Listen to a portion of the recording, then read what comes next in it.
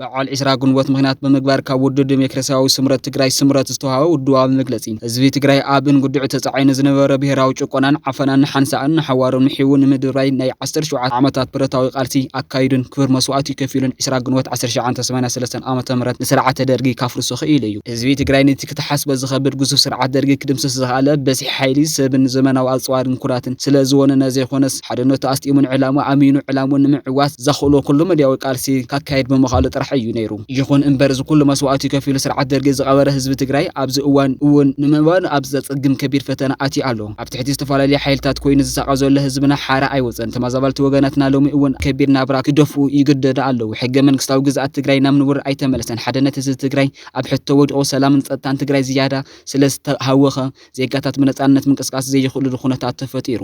ኣብ ማህተም ምንጣል ዝተዋፈረ ጉጅለ ድሕረት ልዕሊ ኮሪና ብዝብሉ ዋርድያታቱን ትግራይ መንግስቲ ኣልቦ ንምግባር ዝገበርዎ ዘይሕጋዊ ውፍሪ ትግራይ ሓይሊ ዝሓዘ ኣካል ከም ድሌቱ ክገብረሉ ናብ ዝኽእል ብርኪ ኣብ ምስጋር ትርከብ። ብድምር ህዝቢ ትግራይ ንታሪኹ ክብርን ዘይምጠን ዘይንቡር ኩነታት ገጢሞ ናብ ኣመና ሕሱም ብርኪ ወሪዱ ይርከብ። ውድብ ስምረት ህዝቢ ትግራይ ካብ ዝኣተወ ኮለመድያዊ ቅልውላው ብምውፃእ እታ ኩሉ ትግራዋይ ዝብህጋእ ምጽሪትን ምዕበልትን ትግራይ ንምህናፅ ዓሊሙ ዕላዊ ሰላማዊ ፖለቲካዊ ቃልሲ ጀሚሩ ኣሎ። ህዝቢ ትግራይ ብሓፈሻ መንእሰይ ትግራይ ምሁራት ትግራይ ሰብ ሃፍቲ ትግራይ ዲያስፖራ ትግራይ ድማ ብፍላይ ትግራይ ህዝባን ገጢማ ካብ ዘሎ ንምእማኑ ብዝኸብድ ሓሰራ መከራ ንምንጋፍ ኣብ ጎኒ ውድብ ስምረት ኮይንኩም ኩሉ መድያዊ ቃልሲ ንኽትገብሩ በዛ ኣጋጣሚ ንጽውዕ። መንግስቲ ፌደራል ሕብረት ኣፍሪካ፣ መንግስቲ ኣሜሪካ፣ ሕብረት ኣውሮፓ፣ ማሕበረሰብ ዓለምን ክሳዕ ሕዚ ዘይተተገበሩ ውርያት ውዕሊ ፕሪቶርያ ብዝሓሸ ብርኪ ትግበር ኣብ ልዕሊ ህዝቢ ትግራይ ዝቐጽል ዘለዉ በደላት ጠጠው ንክብለን ሕጋውን ሞራላውን ግብኦም ንኽትዋፁ ውድብ ዲሞክራሲያዊ ስምረት ትግራይ ስምረት ጻውዒት ያቀርብ። ስምረት ወለደታት ንዲሞክራሲያዊ ህንጸት ትግራይ ዘለኣለማዊ ዝኽሪ ንሰማዕታትና